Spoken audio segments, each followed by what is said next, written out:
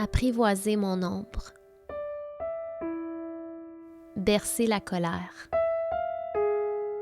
le goudron de mon enfance, libérer ma voix,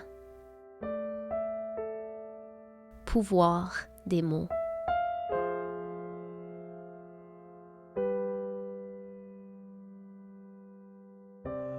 Colibri, Centre des femmes présente des mots sur des mots. Des mots sur des mots. C'est une série balado où vous découvrirez le parcours de femmes qui ont témoigné de violences sous toutes ses formes et qui ont cheminé grâce à leur relation à l'art.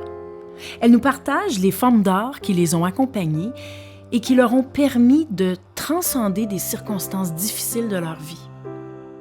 Je suis Nathalie Nadon et accompagnée de Faiza Delaoui et de Mathilde Ouchegnon, je vous propose de rencontrer des femmes inspirantes et lumineuses. Mathilde, t'as rencontré Sonia Sophie. Oui, et Sonia Sophie, à travers ce balado, vous allez voir, on voit toute sa capacité de transformation. Vous allez voir, elle nous parle de certains épisodes sombres, elle nous parle de ce goudron de son enfance, ce goudron intérieur. Et j'étais impressionnée par sa capacité à transformer tout ça dans du beau. Et le beau qui elle en ressort à travers son art et à travers son écriture notamment. J'ai hâte de comprendre le pouvoir et le sens de ces mots. Allons-y.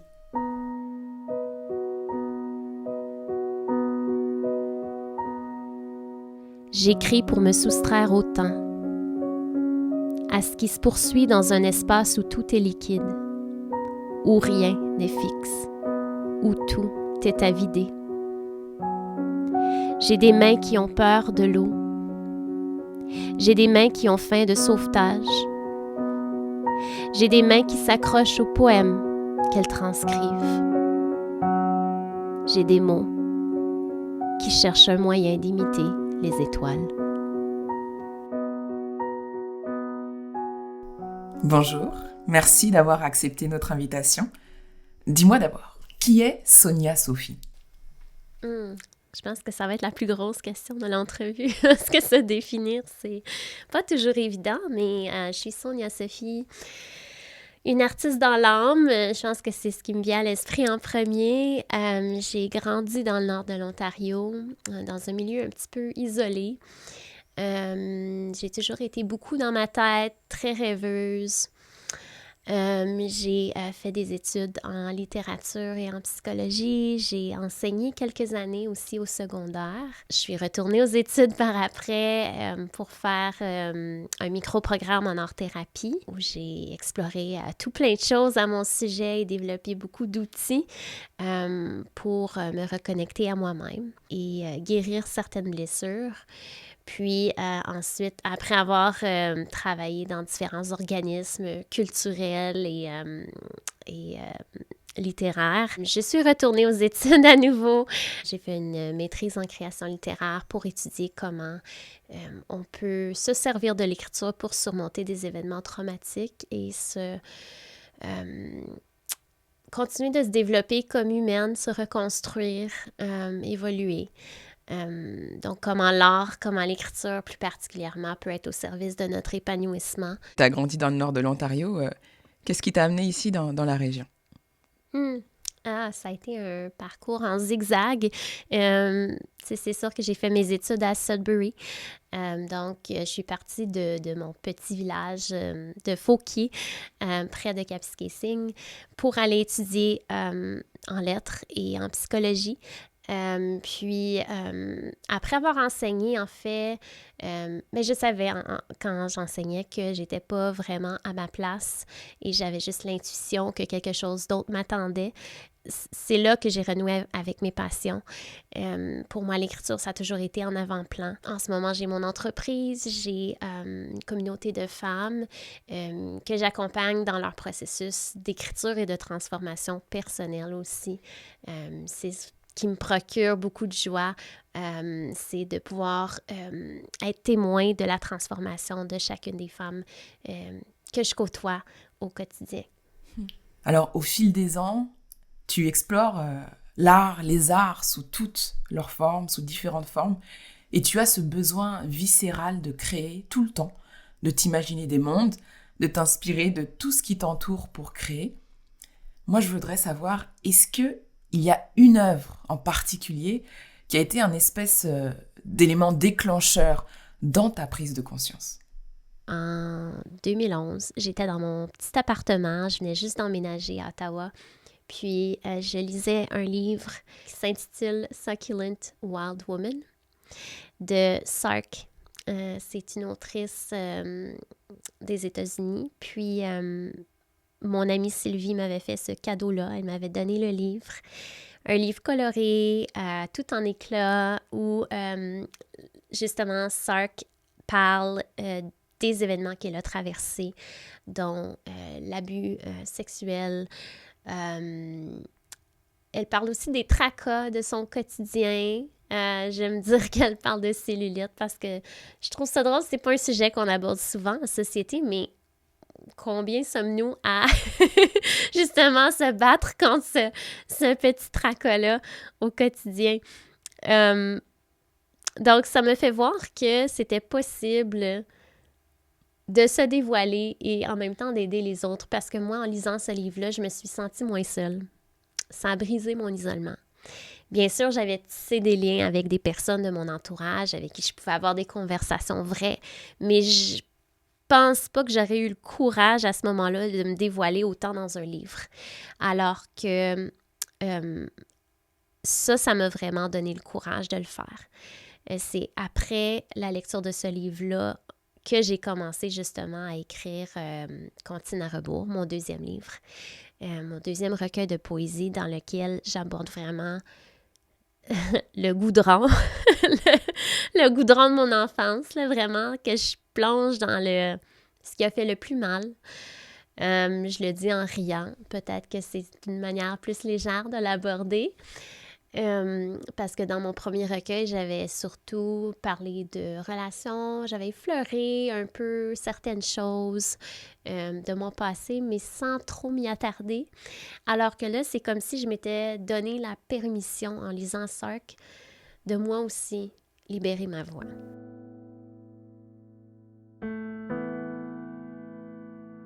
Je n'ai pas bougé d'une laine. Quand le loup m'a mordu, la première fois j'ai crié dans mon corps, mais rien n'en est sorti. Sauf toi. Tu as sollicité ma main droite pour écrire. La gauche ne faisait pas le poids contre le ciel qui s'effondrait.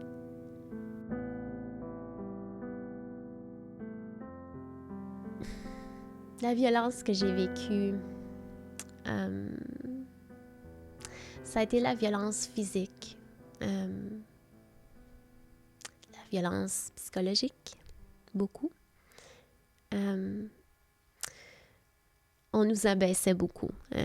Quand je dis « on » parce que j'inclus mon frère et ma sœur là-dedans, pas pour nommer d'épisodes spécifiques, mais de façon générale, mon père a été très, très destructeur avec ses mots. Ces mots ont eu beaucoup d'effets sur notre confiance en soi. Moi, ayant été la plus vieille, la fille aînée, j'ai mangé un petit peu plus de coups que les autres. Parce que c'est moi qui ai pris la responsabilité sur mes épaules de nous protéger. De dénoncer ce qui n'était pas correct parce que ma mère le faisait pas.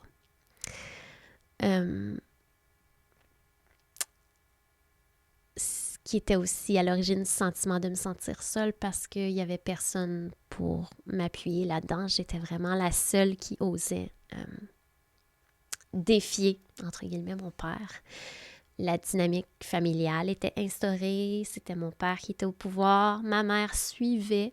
On pourrait peut-être débattre du mot, mais... Et ensuite, il y avait moi et mon frère et ma sœur qui étaient comme au bas de la pyramide, je dirais. Ouais. Donc, ça a été très dénigrant pendant des années de se faire dire des choses au sujet de mon apparence physique. Mon père faisait beaucoup de commentaires inappropriés au sujet de mon corps. Ça a été, et c'est encore une blessure profonde parce que quand je me regarde dans le miroir, même si maintenant j'arrive à me dire que je suis belle et à me trouver belle pour vrai, il y a encore cet œil très critique, très, très, très critique. Mon père m'a dit à plusieurs reprises que j'étais bonne à l'école, mais dans la vie, je valais rien. Ça a été une parole très destructrice. Je n'avais pas confiance en mes capacités sociales. Je n'avais pas confiance dans mes relations. J'ai pas eu des parents qui m'ont montré nécessairement comment être avec les autres. Et il a fallu que je trouve mon propre chemin.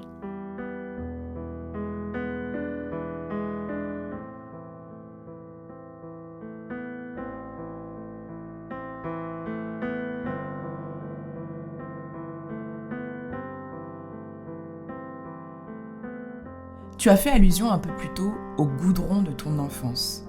Qu'est-ce que ça évoque chez toi, cette image? Ben, tu sais, du goudron, c'est sale, c'est épais, je sais pas pourquoi le mot visqueux me vient en tête, mais c'est pas agréable, ça sent fort. Ça prend beaucoup de place. C'est étouffant. Il y a tout ça qui me vient en tête parce que j'avais vraiment l'impression d'étouffer, d'être prisonnière. Ouais. Puis on dirait c'est pas un événement précis, hein. Puis je pense que c'est ça aussi le goudron, c'est que je le vois vraiment comme un ensemble, un tout. Tout n'a pas été noir ou blanc, tu sais, c'est clair. Il y a eu des beaux moments, comme il y a eu de nombreux moments qui ont été moins agréables, qui ont été très, très difficiles. Ouais. Le goudron, pour moi, c'est tout ce qui a débordé de ce que j'ai pas été capable d'assimiler et qui a fait des splashs dans ma conscience par après. C'est ça qui me vient à l'esprit, c'est vraiment le burk, là, tu sais, que je pouvais même pas m'avouer moi-même, que c'était si pire que ça, parce que ma mère minimisait beaucoup. Pour elle, on a eu une famille normale, c'est sa perception. Puis moi, j'ai passé tant d'années à essayer de lui faire voir que non, ce l'était pas, que ce que mon père faisait ou disait, c'était pas approprié. J'ai dit des paroles beaucoup plus directes que ça, là, évidemment. J'étais très lucide, très, très, très lucide. J'étais très intelligente émotionnellement aussi, donc je captais tout. Je captais tout, je faisais attention à tout. Je savais pas à quoi m'attendre. Jamais. T'sais, c'était comme si fallait que je devine en tout temps ce qui se passait dans la tête de l'autre, ce qu'il allait faire. À un moment donné, tu comprends les patterns. Tu viens qu'à anticiper les coups, anticiper les paroles. Donc, tu fais attention constamment. Tu te prives de dire certaines choses. Et comme il y a personne à qui tu peux te confier, il reste la page. Il reste la page. Mais pour ça, il faut aussi se connecter à soi-même. Puis ça aussi, c'est épeurant. J'ai été chanceuse d'avoir un outil qui m'a permis de faire de l'introspection, mais un outil que j'aimais. J'ai pas eu besoin de forcer ça sur moi, d'aller en thérapie. J'ai fait de la thérapie par moi-même sans le savoir. C'était vraiment à mon insu. Parce qu'en dehors, il n'y avait personne. Mes parents ont vraiment créé le contexte idéal pour que je me sente enfermée, isolée. Et ça, c'est dur. C'est difficile de vivre avec soi-même dans ce temps-là, puis c'est difficile de vivre une vie normale, entre guillemets. Tu sais, où tout ça, ça ça entravait, tu sais, ça entravait ma vie, ça... C'est difficile d'avoir des relations de confiance après, c'est difficile de se laisser approcher, c'est difficile de croire en soi. Tu te ramasses avec ce goudron-là et aussi toutes les étiquettes qu'on t'a collées sur le front qui, en fait, t'appartiennent pas. Puis j'en ai voulu beaucoup à ma famille parce que je me disais, tu sais, j'ai vécu toutes ces années à essayer de me défendre, mais ne pas pouvoir le faire d'une façon qui était adaptée. Puis, en bout de ligne, c'est moi qui se ramasse dans un bureau, dans une clinique, à essayer de trouver de l'aide, puis à essayer de savoir qu'est-ce qu'il y a de mal avec moi. Tu sais, ça... Puis je pense que c'est sûrement le cas de beaucoup de personnes qui ont vécu de la violence à un jeune âge ou qui ont été manipulées. Ou, on se demande, est-ce que c'est vraiment moi le problème? Quel regard tu as aujourd'hui sur ton cheminement? Aujourd'hui, j'ai une toute autre approche. Oui, je suis consciente que je suis encore exigeante envers moi-même. J'ai un grand souci de performance. Mais en même temps, je prends le temps aussi de souligner mes succès. Aussi petits soient-ils. Ça n'a pas besoin d'être grand-chose. Aujourd'hui, j'ai l'impression d'avoir su garder un équilibre. OK, that's good. Ça m'arrive de juste mettre de la musique puis danser. Ça peut être des petites célébrations, me commander un petit gâteau là, de mon coloca. Pour moi, c'est ça qui fait mon bonheur, c'est que je m'arrête pour célébrer mes succès. Ça, c'est quelque chose qu'on n'a jamais fait chez moi, chez mes parents. Donc, on avait toujours l'impression de ne pas être assez. Tout le temps. Puis, le besoin de me prouver aussi là-dedans. Je me démenais comme une folle pour avoir des bonnes notes à l'école.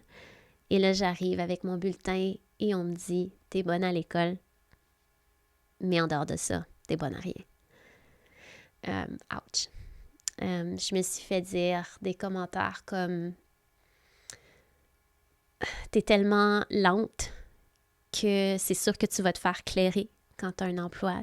On va te mettre dehors parce que t'es trop slow. » Parce que j'ai toujours pris beaucoup de temps pour faire les choses. J'étais très perfectionniste. Pas pour rien, évidemment, parce qu'on notait toujours mes erreurs. Donc, moi, je voulais bien faire. Je voulais être la bonne fille, celle qui réussit à tout. Puis, dans le fond, ça me fait peur aussi quand j'ai commencé à travailler. Est-ce que, pour vrai, est-ce que je vais faire l'affaire? Puis, tous ces commentaires-là, c'est comme s'il n'y avait jamais non plus de solution possible ou de soutien. T'sais, comment est-ce que je pourrais t'aider à être plus efficace quand tu travailles, quand tu fais tes devoirs? T'sais, j'ai passé des nuits blanches à faire des rapports de livres. Comme aujourd'hui, je regarde ça, puis je suis comme « wow! » Puis en plus, ma mère me traitait de folle quand je faisais ça, mais en même temps, c'était mon désir d'exceller, mon besoin d'être validé, d'être valorisé, tu sais. C'est comme ça que ça s'est manifesté pour moi. Donc ça, c'est juste des exemples de violence verbale. Quelques attouchements aussi. Encore aujourd'hui, je me demande si ça a été volontaire ou non, si ça a été planifié ou non. Des fois, je me dis, à quoi bon, est-ce que c'est important que je le sache, tu sais? Mais je sais ce que ça a provoqué chez moi aussi, tu sais, c'est que j'ai eu le sentiment d'être violée dans mes frontières, mes boundaries. J'ai toujours eu l'impression que mon père pouvait faire ce qu'il voulait avec nous. C'est pour ça que ça a été très difficile dans mes relations par après d'établir des limites claires. ce que j'accepte pas, ce qui est selon moi acceptable ou non. J'avais pas ce concept-là. Je l'avais pas, puis justement, j'ai vécu un épisode d'agression sexuelle où un ami, un gars que je considérais comme un de mes meilleurs amis dans ma première année d'université, on avait tous les deux bu. Puis je passais la nuit chez lui, mais évidemment, on était des amis. J'avais aucune crainte par rapport à ça. C'est la première fois que j'en parle publiquement, d'ailleurs. Puis je me suis endormie. Puis à un moment donné, je me suis réveillée et sa main était sous mon pantalon. Et j'étais encore, à ce moment-là, à moitié saoule. Puis là, j'avais presque l'impression d'être dans un rêve. Puis, je l'ai repoussé. Puis, il est allé se coucher ailleurs. Il est allé dans son lit. Puis, à ce moment-là, j'étais vraiment... C'est comme si tout flottait. C'est comme irréel. Puis, j'avais juste envie de partir. Mais j'avais bu. Il n'y avait pas d'autobus qui passait à cette heure-là. Il était beaucoup trop tôt. C'était aux petites heures du matin. Donc, je me sentais encore une fois prisonnière là, en restant là. Puis, le lendemain, il a dit qu'il se souvenait plus de rien. Et à ce moment-là, j'ai dit « Vraiment? » Puis comme « Ouais. » Tu sais, c'était vraiment pas clair. Puis, j'ai essayé de passer par-dessus. Mais les prochaines fois où j'ai passé du temps avec cette personne-là, j'arrêtais pas de lui envoyer des commentaires méchants. Puis là, ma cousine, à un moment donné, on était les trois ensemble, puis ma cousine a dit « Ben voyons, qu'est-ce qui se passe? Tu sais, pourquoi t'arrêtes pas de lui envoyer des commentaires méchants, là? Qu'est-ce qui se passe? » Puis c'est là que je me suis dit « OK, je suis pas correcte avec ça, là. » Il y avait une colère en moi. Puis, mais toute ma vie, mon père avait pu nous faire ce qu'il voulait. Et là, pour moi, c'était la même chose. C'est comme, est-ce qu'il a fait quelque chose de mal? Est-ce que parce que moi, j'avais bu, est-ce que je suis dans le tort aussi? Est-ce que j'ai raison d'être en crise? Est-ce que j'ai raison d'être en colère? Donc, il y avait tous ces questionnements-là. Puis, en fin de compte, j'en ai rien fait de ça. En fait, je l'ai écrit parce que j'ai commencé à écrire un récit autobiographique, mais je suis rendue à la moitié. Ça se retrouve dans la première partie de mon récit. J'avais jamais osé en parler avant. J'en ai parlé à certaines personnes dans ma vie qui sont proches. Mais cette personne-là est venue s'excuser beaucoup plus tard. Il a dit qu'il regrettait vraiment ce qu'il m'avait fait. Qu'il ne pouvait pas croire qu'il m'avait fait ça parce qu'on avait une belle amitié, que je suis une bonne personne. Ça prend aussi des guts pour faire ça.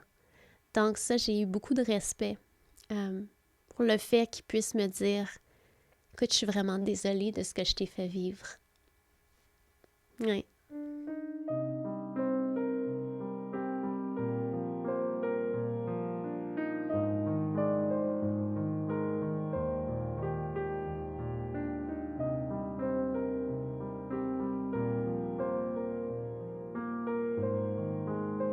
Est-ce que tu dirais que les mots que tu portes ou que l'autre personne porte peuvent faire une différence? Oui, tu sais, ça change pas. Ça change pas ce qui s'est passé, évidemment. Ça répare rien. En même temps,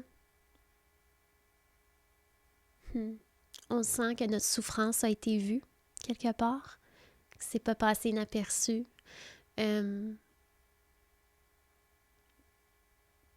Et que je trouve que c'est une responsabilisation qui se fait aussi de la part d'autres personnes.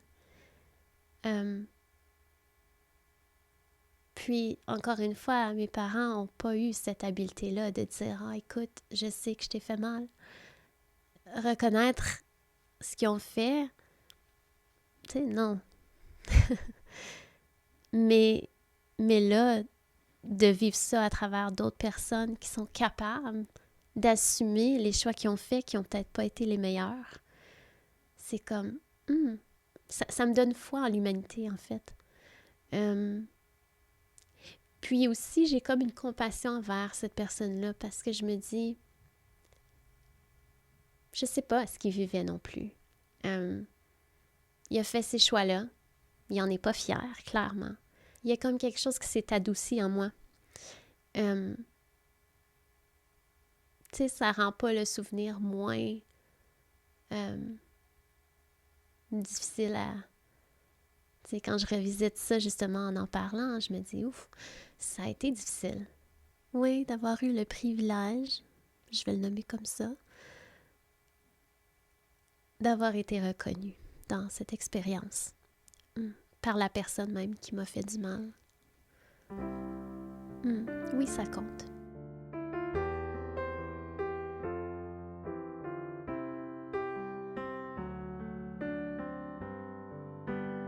Elle lutte contre l'éveil. Elle enfile à ses doigts des retailles de papier. Le nombre de papillons qu'elle forme la dépasse. Elle s'envole dans des scénarios. Elle veut être la danse qui perd pied entre le saut et la chute. La foule qui réconcilie la scène avec l'applaudissement. Elle pense à la brèche dans le plancher de sa chambre. Elle enjambe le cauchemar comme une poutre. Les personnages de ces récits sont tous munis d'une paire d'ailes comprimées. Elle sort une carte routière de son sac à dos. Le vent souffle des quatre coins de l'accordéon. Les horizons se déplient sous ses yeux.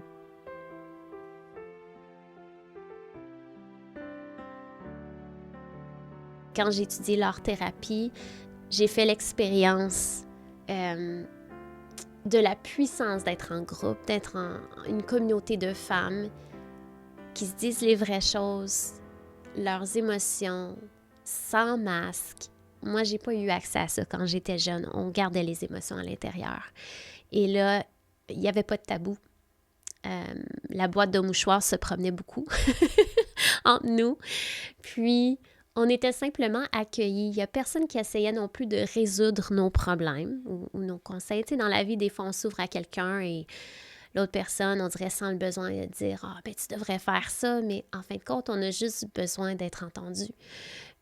Puis ça, pour moi, ça a été une première expérience d'être dans ce groupe-là de femmes qui étudiaient aussi l'art-thérapie, qui avaient aussi une sensibilité, qui avaient aussi vécu pour la plupart des choses très difficiles. C'était vraiment ma première expérience où j'ai constaté le pouvoir de la connexion. J'avais peur de la connexion à ce moment-là, de la vraie connexion, parce que pour moi, me dévoiler telle que j'étais, c'était d'être rejetée. C'était un gros risque pour moi de m'ouvrir. Mais ça a été une preuve concrète que je pouvais être acceptée aussi, que je pouvais être vue et honorée aussi dans mes peurs, dans mes colères, dans mes besoins, dans mes rêves aussi que je nourris jour après jour. Wow. Qu'est-ce qui fait qu'aujourd'hui tu acceptes de participer à ce balado?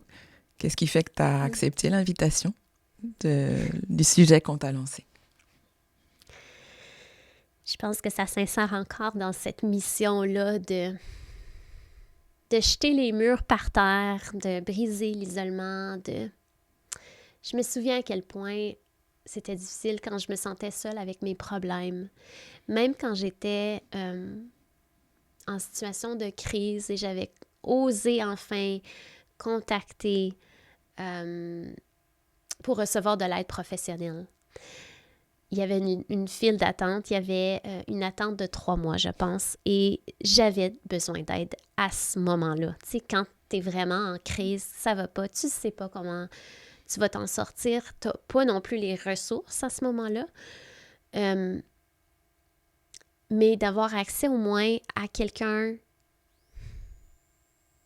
qui est passé un peu par la même chose, même si on réagit différemment aux mêmes expériences, évidemment, de savoir que je n'étais pas seule. Ça, je l'ai ressenti, évidemment, quand j'ai lu le livre de Sark. J'ai ressenti que je n'étais pas seule, mais une présence physique, ça change aussi les choses. Une voix, je trouve que ça nous met en contact avec l'énergie d'une personne, donc ça vient comme donner un genre de cocon. Ça montre aussi aux femmes que c'est correct de parler de ces choses-là.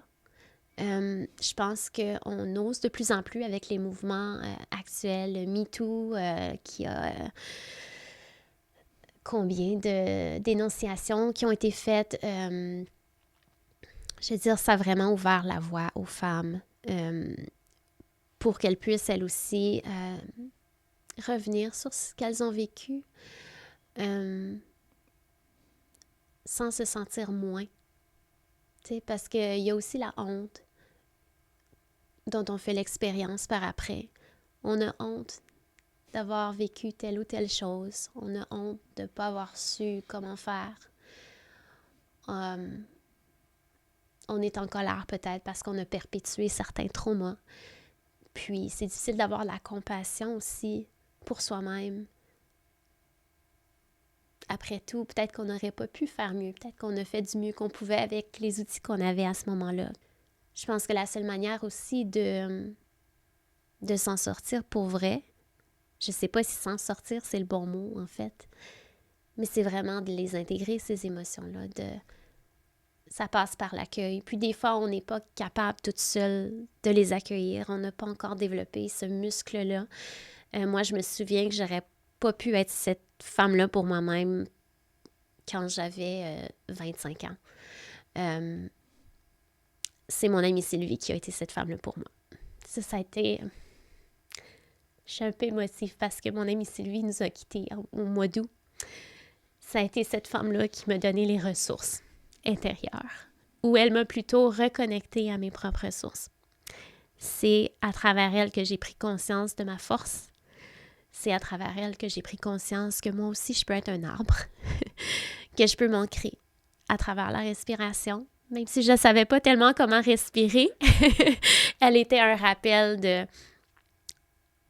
me ramener à cette respiration-là.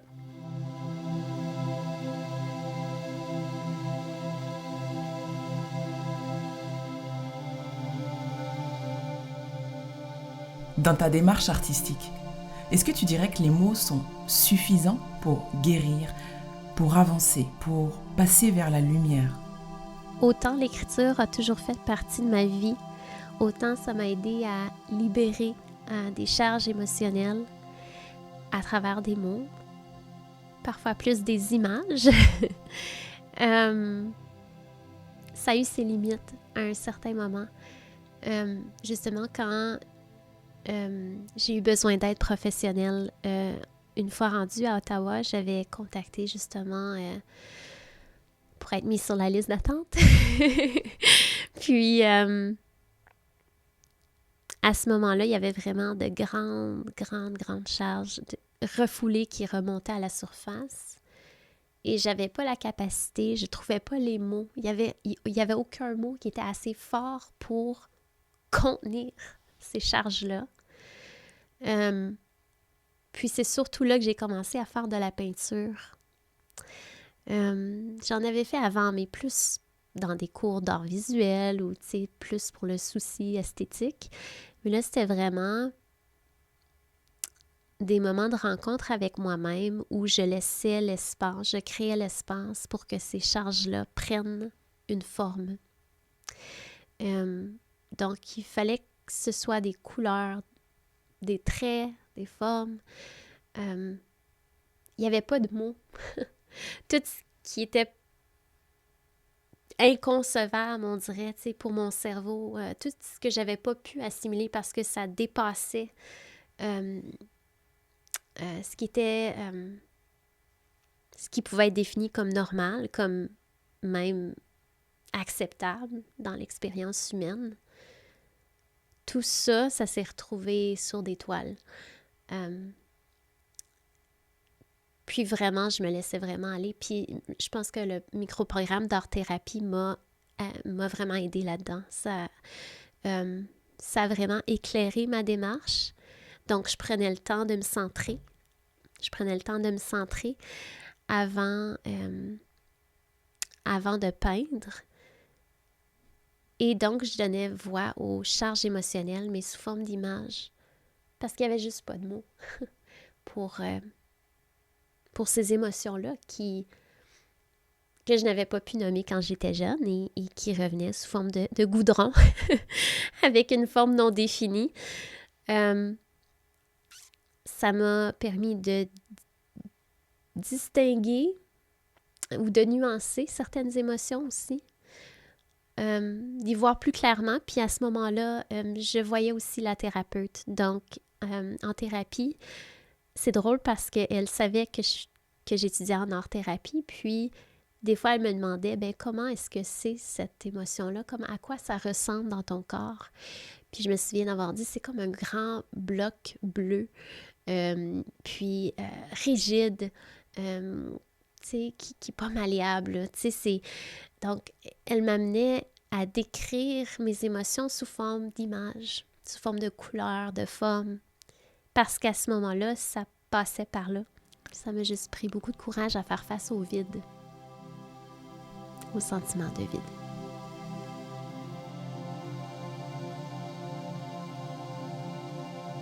Comment on fait que l'ombre ne prend pas trop de place et ne reprenne pas le pouvoir? On lui laisse la place, mais on crée aussi un contenant avec des limites qui nous conviennent. Encore, quand elle se présente, cette ombre-là, moi, j'ai le réflexe de fuir. Je pense qu'on en prend conscience de nos habitudes. Il n'y a personne qui aime se sentir inconfortable, en colère, triste. Et souvent, on a tendance à étiqueter ces émotions-là comme étant négatives, alors qu'elles peuvent nous apporter des informations essentielles à notre épanouissement. Quand ça m'arrive, je prends une pause, si je peux. Des fois, ça arrive en plein milieu d'un événement ou d'une réunion. À ce moment-là, je m'écris et pour vrai, j'écris ça sur un petit papier à côté de moi parce que j'ai souvent un petit papier à côté de tout. Je te reviens. Je te reviens parce que je te vois. Puis, je ne vais pas faire semblant que tu n'es pas là parce que je sais que tu as quelque chose à m'apporter. Puis à ce moment-là, quand je sens que je suis disposée à accueillir l'ombre pour qu'elle me parle, je crée l'espace. Donc, le plus souvent, ça se fait, toute seule dans ma chambre, en général parce que j'aime avoir un espace où je ne serai pas dérangée parce que je ne sais pas ce qui va émerger. Des fois, c'est des petites parts d'ombre, des fois, c'est des grandes parts d'ombre qui ont besoin de beaucoup de soutien. Donc, je fais l'espace nécessaire. Puis, à ce moment-là, je demande à mon corps de quoi il a besoin. Est-ce que c'est d'écrire? Est-ce que c'est de simplement écouter de la musique? Est-ce que c'est de chanter? Est-ce que c'est de danser l'ombre? Parce qu'on peut l'exprimer de différentes façons. Et je fais confiance à mon intuition.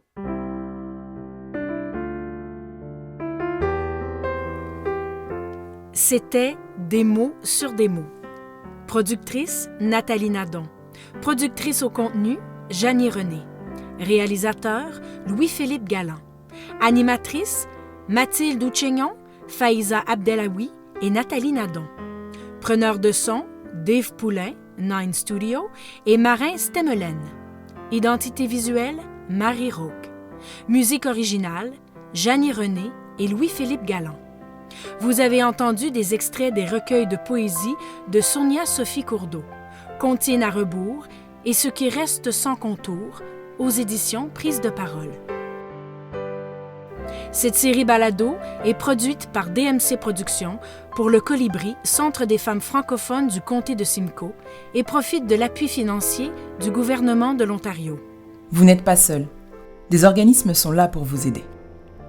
Si vous nous écoutez dans la région de Simcoe, en Ontario, vous pouvez prendre un rendez-vous virtuel ou en personne avec une intervenante de Colibri, Centre des femmes, notre partenaire, du lundi au vendredi, de 8h30 à 16h30, composez le 705 797 2060 ou écrivez à info@centrecolibri.ca. Si vous nous écoutez d'ailleurs en Ontario et que vous avez besoin de soutien, contactez la ligne de soutien FAMED, accessible 24 heures sur 24, 7 jours sur 7, au 1-877 336 2433. En cas d'urgence, faites le 911.